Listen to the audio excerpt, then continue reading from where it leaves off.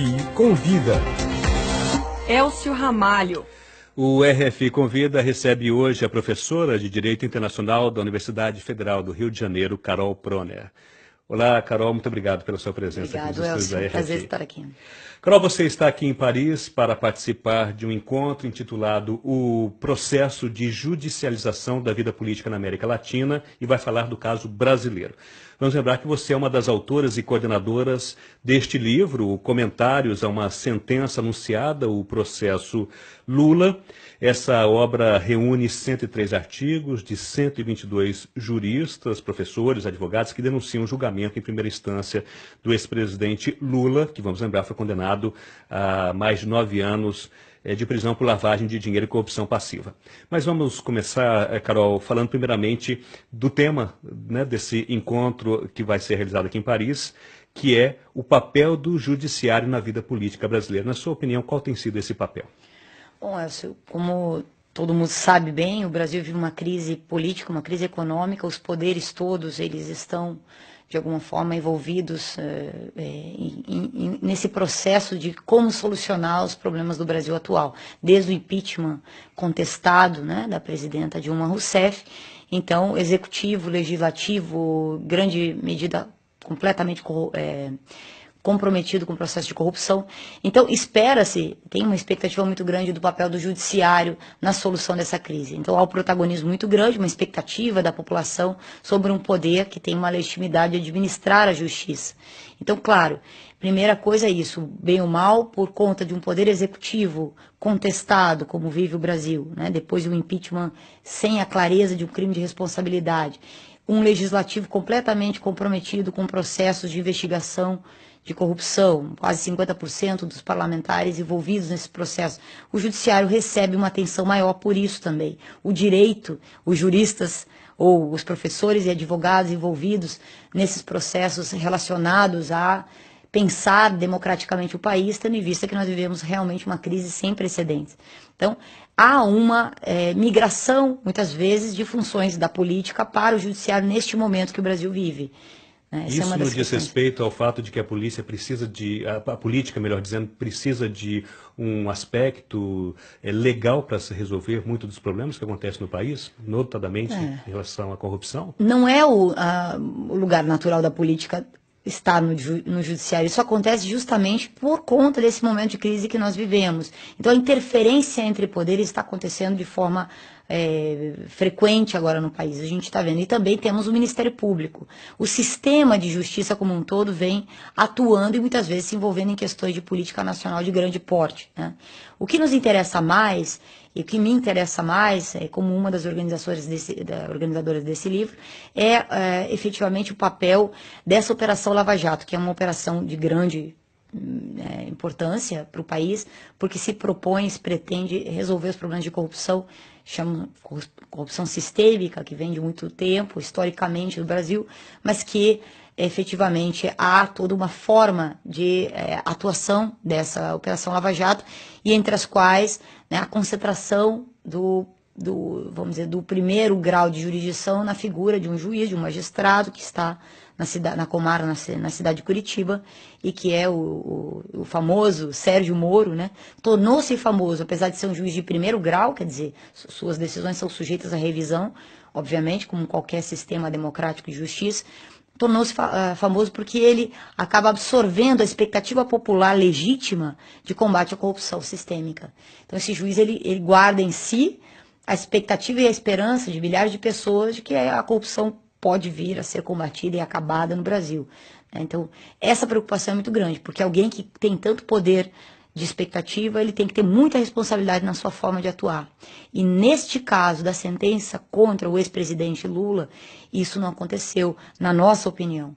Então, nós temos 122 pessoas especializadas na área do direito, das maiores universidades, professores das maiores universidades do Brasil, advogados qualificadíssimos, né, muito renomados, que em 10 dias se dedicaram a comentar a sentença proferida agora no dia 19 de julho. que é a primeira sentença contra o presidente Lula. Agora, vocês falam, inclusive, de uma sentença anunciada, né? Na Sim. opinião de vocês, quais são, então, os elementos que justificariam, então, essa sentença feita, de uma certa forma, de maneira imparcial? Na verdade, de maneira parcial. Ou de maneira parcial, melhor Exatamente. dizendo. Na verdade, ninguém tinha dúvida que a sentença seria condenatória. A forma de julgar do magistrado, desde o primeiro momento, inclusive utilizando de métodos fora do direito, fora das garantias jurídicas reconhecidas e usuais, já era notório que a sentença iria pelo caminho da condenação. Então, é por isso que o título brinca um pouco com essa expectativa. Sabíamos que seria condenatória. Nós não sabíamos qual seria o fundamento, 230 e poucas páginas de sentença, o que ele diria nessa sentença. Isso não era sabido, obviamente. Mas sabemos que a sentença, sem dúvida, seria condenatória, assim como já imaginamos que serão as próximas também contra o ex-presidente Lula. Não surpreende, portanto, a condenação e surpreende, no entanto, a justificativa do juiz, que passa boa parte da sentença, da fundamentação da sentença, justificando suas atitudes excepcionais, dizendo que para combater a corrupção é preciso, sim, sustar ou ampliar um pouco a extensão interpretativa ou de aplicação do direito, porque estamos diante de uma situação excepcional, o país vive uma situação excepcional. Então, na verdade, ele admite o uso, digamos, um pouco mais extenso do direito para aplicar a convicção na hora de julgar, sem provas, mas com convicção. Isso é muito grave, né? Muito grave por muitas razões. E aqui, saindo um pouco da figura do presidente Lula, que podemos ou não estar de acordo com sua forma de governar, e aqui saindo um pouco da preferência ou não política por esse personagem histórico do Brasil, o que fica claro é que há toda uma seletividade política nesse julgamento. Em toda a Operação Lava Jato tem se demonstrado, nas delações premiadas, que tendem a praticamente forçar aquele que aceita fazer o acordo de delação premiada a falar certas coisas que interessam aos procuradores. Isso tem sido um escândalo ao Ministério Público, à Fiscalia, né? O Ministério Público tem também demonstrado pouca transparência na sua forma, na sua conduta. Isso é desconfortável para nós da área do direito. Não nos interessa ficar mundo afora denunciando o Judiciário e o Ministério Público, até quando as coisas não estão bem claras. Mas é muito constrangedor para todos nós que trabalhamos com direito justo ver as regras de garantias processuais violadas desta forma, né? Com relação a garantias processuais, no caso dessa sentença, o ex-presidente Lula vai poder recorrer, então, à segunda instância, né? Vocês acreditam, digo você e as outras pessoas especialistas que trabalham com esse assunto, acreditam que o Tribunal de Segunda Instância vai poder ter um outro julgamento, uma outra visão da defesa do presidente Lula? Eu não tenho outra expectativa. Eu tenho certeza que o Tribunal, aplicando a Constituição, o Código de Processo Penal, não terá outro caminho, senão reformar essa sentença. Porque não, efetivamente, ela é uma sentença que compromete muito a forma de julgar do magistrado de primeira instância, porque não tem provas, né? Sem contar a dosimetria da pena, uma série de aspectos técnicos e da verificação do tipo penal. Mas fato é que, se isso não acontecer, será um precedente assustador para o nosso país, porque já há muito flerte, já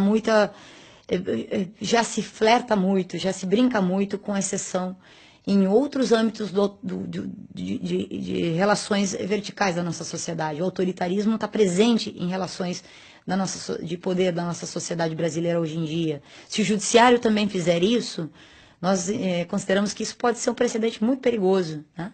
Outros magistrados podem querer fazer a mesma coisa, e nós sabemos que a seletividade penal no Brasil é a regra, ela não é a exceção. Então, se nós temos autorizado isso de modo generalizado, em uma situação em que um julgamento está sendo observado com tanta atenção por todo o país, nós achamos que isso pode ser a abertura de uma porta muito perigosa para outras relações verticais de poder na nossa sociedade. Muito obrigado, então, à professora de Direito Internacional da Universidade Federal do Rio de Janeiro, Carol Proner, pela entrevista ao RF Convida.